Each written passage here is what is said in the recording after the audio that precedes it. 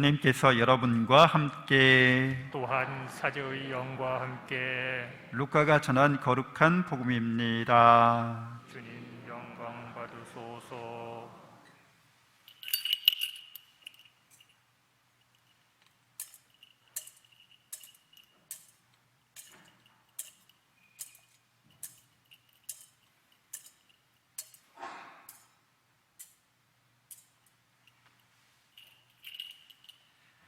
그때 목자들이 베들레헴으로 서둘러 가서 마리아와 요셉과 구유에 누운 아기를 찾아냈다. 목자들은 아기를 보고 나서 그 아기에 관하여 들은 말을 알려주었다. 그것을 들은 이들은 모두 목자들이 자기들에게 전한 말에 놀라워하였다. 그러나 마리아는 이 모든 일을 마음속에 간직하고 곰곰이 되새겼다.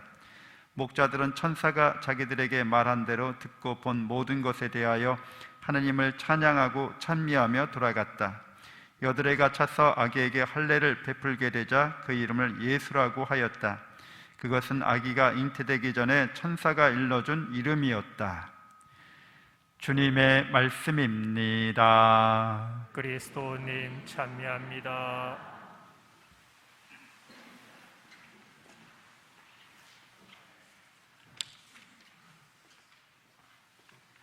천미 예수님, 하나님의 복동이 사랑합니다. 새해 복 많이 받으세요. 새해 복 많이 받으세요.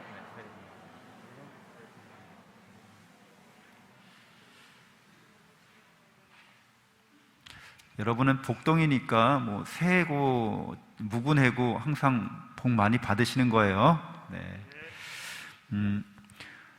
오늘 새해가 와서 우리가 이제 새로운 희망을 품고 시작하게 되었는데요. 올 한 해 정말 코로나가 좀 물러가서 일상을 회복하게 되는 그런 전환의 새해, 긍정적인 새해가 됐으면 좋겠습니다.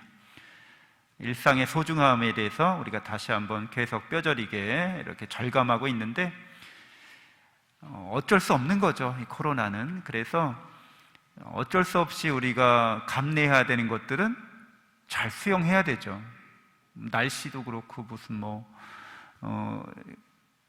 기온도 그렇고 우리 마음대로 뭐 하고 싶다고 하고 싶지 않다고 그게 바뀔 수 있는 거면 노력하면 되는데 우리의 노력을 넘어서는 일에 대해서는 이제 수용할 수밖에 없는 거죠. 그래서 그런 상황에서도 잃어버린 것들에 대해서 또 우리가 어쩔 수 없는 것들에 대해서 그냥 마냥 이렇게 넋놓고 있는 게 아니라 그런 하나를 잃으면 하나를 얻는 게 또 있죠. 항상 그런 거죠. 우리가 어떤 일을 할 때 거기에 잃어버린 게 있으면 항상 얻는 게 있습니다. 나쁜 일도 그렇고 좋은 일도 그래요. 그러니까 우리가 얻은 것에 대해서 더 그것을 충실하게 할 수 있도록, 그리고 올 한 해도 어떤 일을 겪든지 우리가 잃어버리는 것도 있고 얻는 것도 있는데 어쩔 수 없이 잃어버리는 것이 있으면 그건 수용하고, 그렇지만 잃어버리는 것을 그냥 무의미하게 버리는 게 아니라 그 안에서 의미를 되새겨서 우리에게 우리 삶의 새로운 한 해에 계속 더 하느님께서 원하시는 그런 충실한 삶이 될 수 있도록 그렇게 지혜롭게 한 해를 더 희망을 갖고 시작할 수 있어야겠습니다. 교황님께서 새해에 평화의 날 담화를 발표하셨고 그 요약본을 이 시간 함께 나누고자 합니다. 세대 간 대화, 교육, 노동, 항구한 평화 건설을 위한 도구라는 제목이 있는데, 첫 번째로 얼마나 아름다움과 산 위에서 서서 평화를 선포하는 이의 저 발. 이사야 예언자의 이 말은 내쫓긴 이들, 폭력과 억압에 지친 이들, 치욕과 죽음에 노출된 이들의 안도의 한숨을 나타냅니다. 바룩 예언자는 의아해하였습니다. 이스라엘이 어찌하여, 네가 어찌하여 원수들의 땅에서 살며 남의 나라 땅에서 늙어가느냐? 네가 어찌하여 죽은 자들과 함께 더럽혀지고 저승으로 가는 자들과 함께 헤어려지게 되었느냐? 성 바오로 6세 교황님께서 통합적 발전이라는 새로운 이름으로 부르신 평화의 길은 오늘날 전적으로 상호 연결되어 있는 인류 가족에게서 멀리 떨어져 있습니다.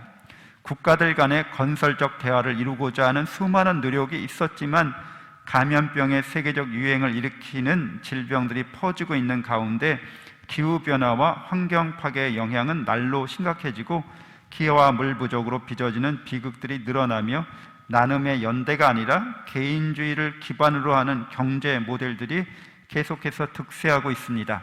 오래전 예언자 시대처럼 지금 우리 시대에도 정의와 평화를 탄원하는 가난한 이의 부르짖음과 지구의 부르짖음이 계속해서 들려오고 있습니다.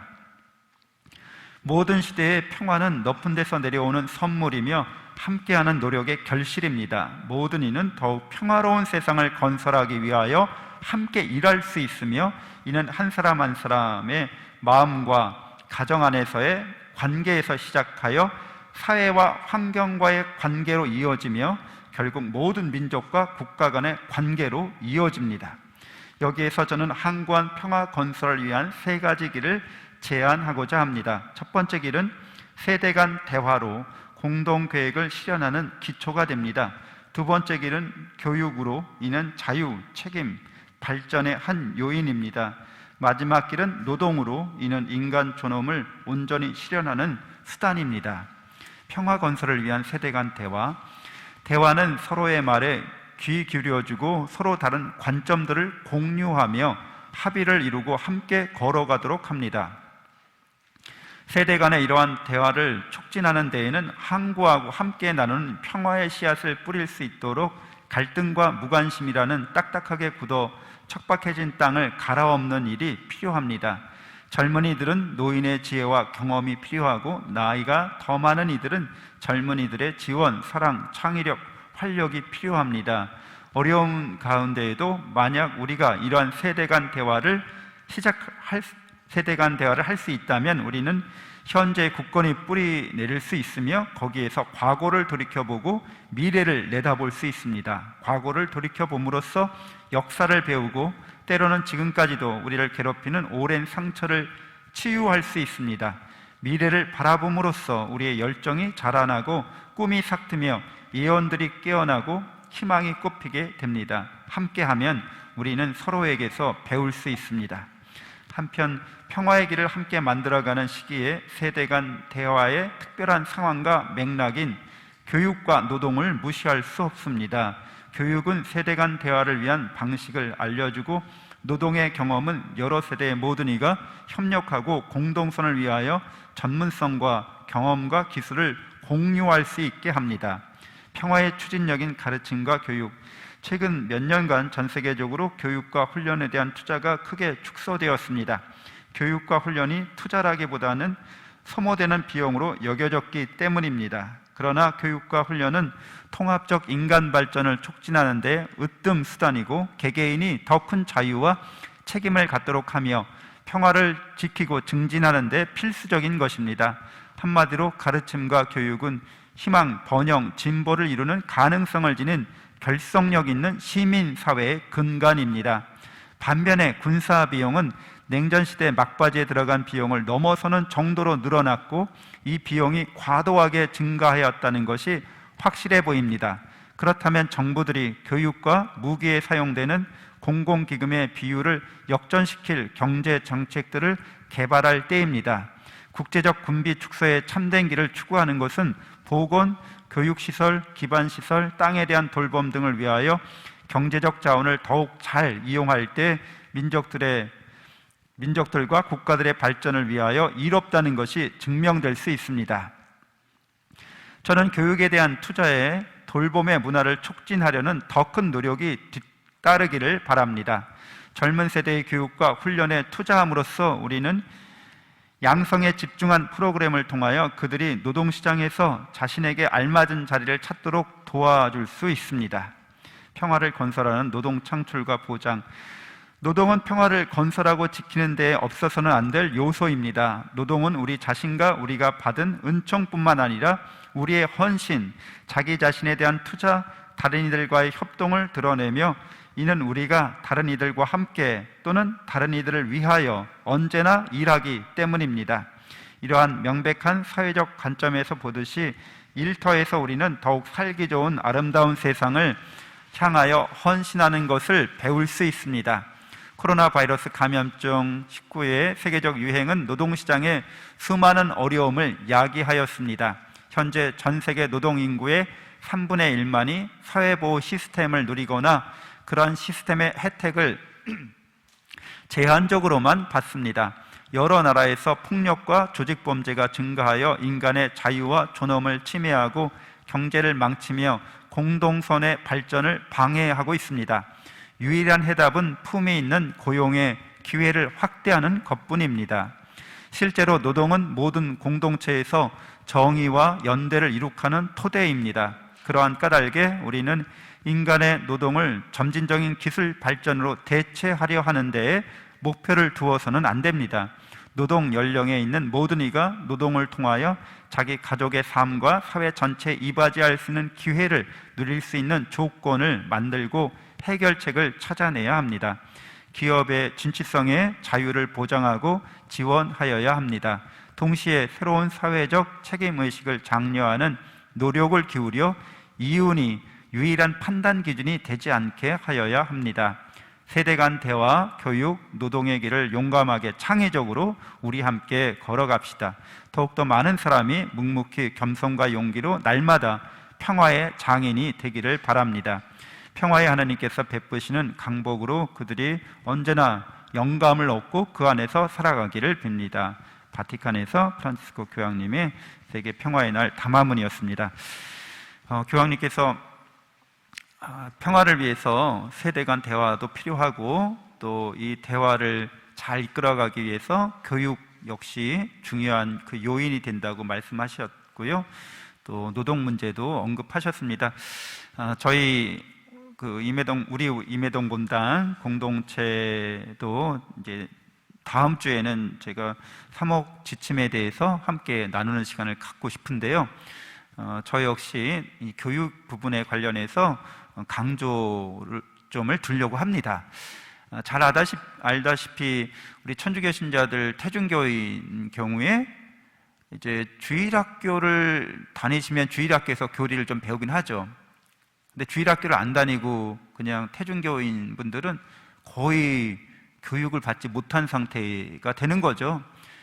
그리고 이제 천형성체 교육이나 아니면 견진교육 때 일정 교육을 받긴 하지만 부족하다고 생각되어지죠. 그렇기 때문에 교육을 통한 신자 재교육을 통한 복음화를 계속해서 추진해야 될 그런 필요와 그런 요청은 계속 있어 왔습니다. 그래서 이번 연도에 교육에 관련해서 우리 3억 지침을 이야기하는 그 과정에서 특별히 강조점을 두고서 여러분들과 함께 마음을 모아가고자 합니다. 이 신앙 교육에 있어서도 아주 황금 시간대가 있죠. 이 시간대를 꼭 교육에 투자해야만 하고 또 신앙 교육의 적기라고 할 수 있는 바로 초등학교 학생들입니다. 자녀를 둔 부모님들 또 손자 손녀가 초등부 아이들인 경우에는 특별히 신앙 교육에 대해서 큰 관심과 또 지원과 또 격려가 있어야만 하겠습니다. 요 때가 가장 부모들에 의해서 양육될 때 그나마 이렇게 자녀들의 성장기에서 가장 부모에게 의지하고 또 부모에게 순종하는 때이기도 하고 부모로부터 가르침을 잘 받아들이는 때이기도 하죠. 그때 신앙교육을 통해서 그 자녀의 인성을 잘 양육해 주지 않으면 그때가 지나고 나면 이제 머리가 사고방식이 이제 굳어지기 시작하는 때를 만나게 되죠. 이제 사춘기에 접어들면서 중2병에 걸리면서 아이들이 질풍노도의 시기를 지내고 그 다음에 그 혼란스러운 머릿속에 가치관이 정립되지 않은 그 사고 속에 사회적 가치관이 이제 자리를 잡게 됩니다. 세속적인 가치관이.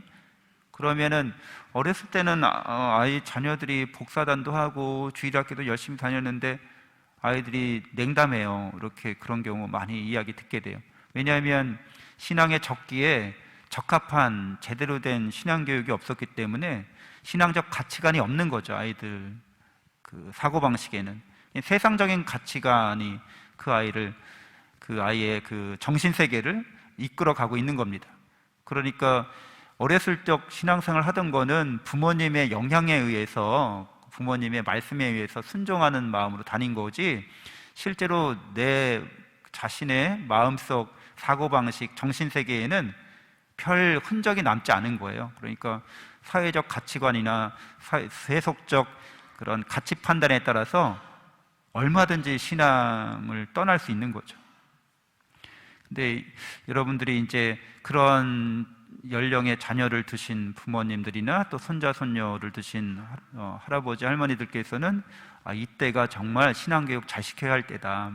그리고 이때 신앙교육을 통해서 신앙적 가치관을 바로 세우게 하고 그 신앙적 가치관에 의해서 인성교육도 자연스럽게 이렇게 되어야 한다는 거죠.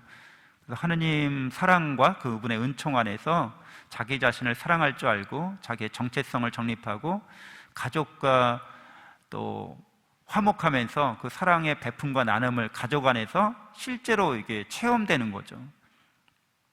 그리고 친구들과 이웃들에게 하느님의 사랑을 전하고 이 사회의 공익에, 공동선에 이바지하는 그런 인재들로 자라날 수 있도록 그 시기에 특별한 관심을 가져주시고요. 그 시기가 골든타임이라고 저는 생각하고 많은 분들도 동의할 수밖에 없을 겁니다. 그래서 올해도 그렇고 또 저는 계속해서 초등부 주일학교에 대해서 그들의 부모와 가정 그리고 신앙교육을 통해서 어떻게 하면 우리가 하느님의 자녀들을 정말 잘 양육하고 훈련시켜서 교회와 사회의 일꾼들로, 인재들로 이렇게 성장할 수 있게끔 도움을 줄 수 있을까가 우리 본당의 최대 관심사항이 되기를 바랍니다. 물론 이제 모든 신자 그 세대별 신자 재교육에도 관심을 갖고 힘을 쏟는 한 해가 되기를 바랍니다. 그래서 한 마음 또 한 뜻으로 함께 이 일을 해나가기를 바라고요. 그래서 다음 주 이제 강론 때는 그런 부분에 대해서 함께 나눔을 갖도록 하겠습니다. 잠시 눈을 감고 묵상하겠습니다.